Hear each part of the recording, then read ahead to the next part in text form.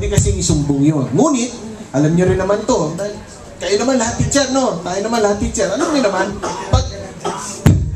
pag hindi mo pa nagigradean yung exam at sinumbong ka na doon sa supervisor mo, pag harap mo na doon sa papel na ito yung nagsumbong sa akin. Diba? May ganun eh.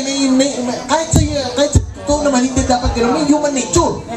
Ito yung nagsumbong sa akin eh. Mali yung sagot mo. Mali.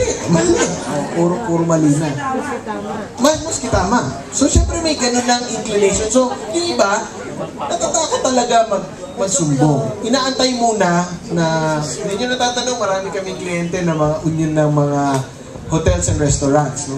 Yun ang ikinuwento nila sa amin. Arnie, sabi niya ganyan. Pag magre-reklamo ka sa restaurant, antayin mo na muna dumating yung pagkain. Sabi niya, huwag ka magre-reklamo na wala pa yung pagkain sa'yo. Kasi maraming himala.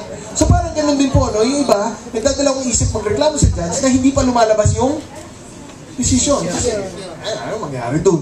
Diba? Ito pala.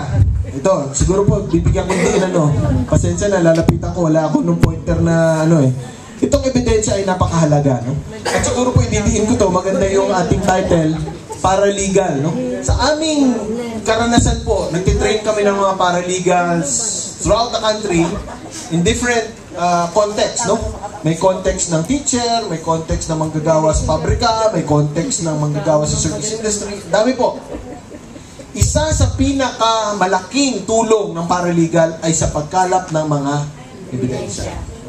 Pero siyempre, ang kailangan dito knowledge. What evidence is important?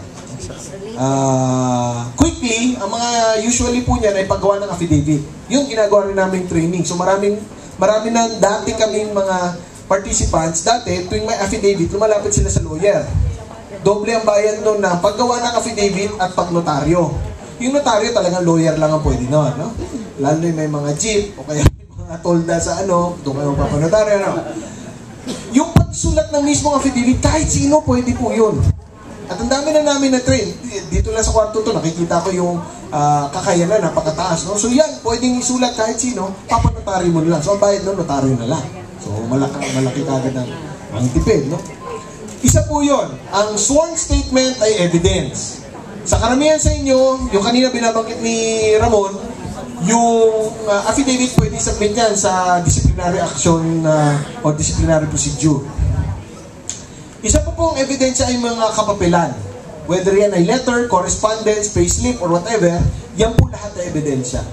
May mga ibang very religious magtago ng mga kapapilan. May iba naman, pagkatapos ng araw na to, wag mo na sa kanya hingin yung mga papeles na dumaan sa kanya ng araw na yun. Wala na lahat yun.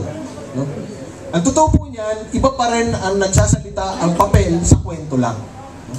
Kaya importante po, madalas, papel. Kahit po sumangguni kayo sa lawyer, ang usually hinihingi ng lawyer ay, nasaan ba nakasulat yan? Diba? May memong lumabas, asan ba yung memo na yan? Meron kang kontra, asan ba yung kontratang yan, etc. etc. Sibo lahat. Pwede rin po mga picture, yan. Pwede na rin ngayon yan.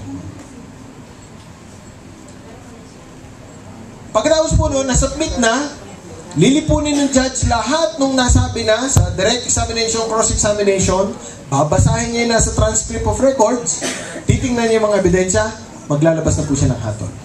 At sa civil, medyo iba-iba ang hatol, no?